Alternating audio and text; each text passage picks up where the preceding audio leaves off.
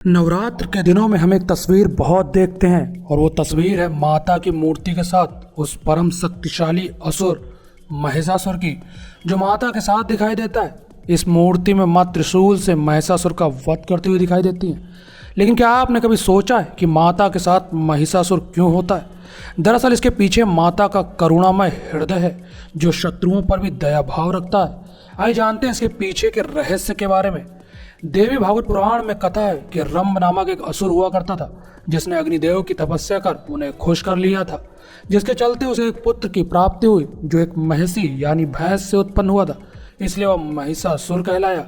इस असुर का वरदान था कि जब चाहे मनुष्य और भैंस का रूप ले सकता है। ब्रह्मा जी की तपस्या कर उसने वरदान पा लिया था कि कोई स्त्री ही उसका अंत कर सकती है। इसलिए देवताओं के लिए कांटा बन गया था और शक्ति की बेहोशी में आकर इसने देवलोक पर अधिकार कर लिया। महिषासुर के शासन में देवता और मनुष्य भयभीत रहने लगे। ऐसे में सभी देवी देवताओं ने अपने तेज को मिलाकर एक शक्ति को प्रकट किया, जो स्त्री रूप में अवतरित हुई। यही देवी माँ दुर्गा कहलाई। सभी देवी देवताओं ने अपने अस्त्र शस्त्र से देवी को सुसज्जित किया। देवी ने महिषासुर को युद्ध के लिए ललकारा। देवी और महिषासुर में 9 दिनों तक महायुद्ध हुआ। महिषासुर को अपने अंत समय में माता दुर्गा की शक्ति का एहसास हो गया और उस असुर ने देवी से प्रार्थना की, हे माता, आपके हाथों मेरा वध हो और मुझे मुक्ति मिले। मैं आपकी शरणागत हूँ, मेरे उद्धार का आप कुछ उपाय कीजिए। शरण में आए हुए असुर पर माता ने करुणा दिखाई और वरदान दिया कि मेरे हाथों से मृत्यु पाकर तुम्हें मेरा धाम प्राप्त होगा, मेरे साथ तुम्हारी भी पूजा होगी। माता के इसी वरदान के कारण देवी भागवत पुराण में बताया गया है कि माता के साथ महिषासुर का वध करते हुए माता की मूर्ति बनाकर देवी की 9 दिनों तक पूजा करनी चाहिए। इससे भक्तों को मुक्ति मिलती है और भक्तों का उद्धार होता है। ये तो हो गई माँ दुर्गा और महिषासुर की कहानी। अब आप इससे सीख सकते हैं कि माता दुर्गा की भक्ति वैसे तो मुक्ति का मार्ग देती है, लेकिन नवरात्र में माता की पूजा आराधना ज़्यादा फायदेमंद होती है। माता की भक्ति से क्या क्या लाभ होते हैं, अब आप वो भी सुन लीजिए। माँ दुर्गा को खुश करने के लिए दुर्गा सप्तशती का पाठ करना ही फलदायी माना जाता है।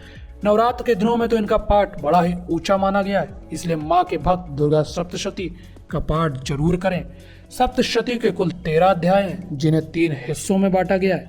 प्रथम हिस्से में मधु कैटभ वध की कथा है, बीच के हिस्से में सेना सहित महिषासुर के वध की कथा है और अंतिम हिस्से में शुंभ और निशुंभ वध और सुरत एवं वैश्य को मिले देवी का वरदान, इस कथा को भी शामिल किया गया है। दुर्गा सप्तशती का पाठ करते हैं तो उसके फायदे के बारे में जरूर जान लें। ऐसी मान्यता है कि हर अध्याय के पाठ का अलग अलग फल मिलता है, इसलिए आपकी जैसी मनोकामना है उस अनुसार दुर्गा सप्तशती के अध्याय का नियमित पाठ करें। तो आइए देखते हैं किस अध्याय के पाठ का क्या फल मिलता है। पहला अध्याय का पाठ करने से आपके जीवन के सारे दुख दर्द दूर होते हैं, आपको चिंताओं से मुक्ति मिलती है। दूसरे अध्याय का पाठ करने से आप कोर्ट कचहरी के मुकदमों से मुक्त होते हैं, लेकिन ये उन्हीं के साथ होता है जो सच्चे और ईमानदार होते हैं। बात करें अगर तीसरे अध्याय के बारे में, तो आप इसका पाठ करने से अपने दुश्मन को चकमा दे सकते हैं, या यूँ कहें कि आप अपने विरोधियों से सतर्क रह सकते हैं। माँ दुर्गा की भक्ति और कृपा दृष्टि के लिए चौथे अध्याय का पाठ जरूर करें। जी हाँ, ये पाठ आपके सुखी होने के लिए सबसे जरूरी माना जाता है। 5वें अध्याय के पाठ से देवी की असीम अनुकंपा प्राप्त होती है, माँ भक्तों की समस्या दूर करती हैं। 6ठे अध्याय के पाठ से भय, शंका, ऊपरी बाधा से मुक्ति मिलती है। ऊपरी बाधा के मतलब आप जान सकते हैं, जैसे कि जो भूत प्रेत से संबंधित चीजें होती हैं, हम लोग उसी को अक्सर ऊपरी बाधा के तौर पे देखते हैं। विशेष मनोकामना पूर्ण करने के लिए 7वें अध्याय का पाठ करें। इस अध्याय में देवी द्वारा चंडमुंड के वध की कथा है। वशीकरण मनचाह साथी पाने के लिए 8वें अध्याय का पाठ जरूर करें। इस अध्याय में रक्त बीज के वध की कथा है। 9वें अध्याय का पाठ खोए हुए व्यक्ति को वापस लाने के लिए और संतान सुख के लिए कारगर माना गया है। इस अध्याय में निशुंभ के वध की कथा है। 10वें अध्याय में शुंभ वध की कथा है। इस अध्याय के पाठ से रोग शोक का नाश होता है। मनोकामना पूर्ति के लिए इस अध्याय का पाठ जरूर करें। बात करें 11वें अध्याय की, तो उससे पाठ से व्यापार में लाभ एवं सुख शांति में वृद्धि होती है। 12वें अध्याय के पाठ से मान सम्मान एवं सुख संपत्ति का लाभ मिलता है। 13वें अध्याय से पाठ से देवी की भक्ति एवं कृपा दृष्टि प्राप्त होती है।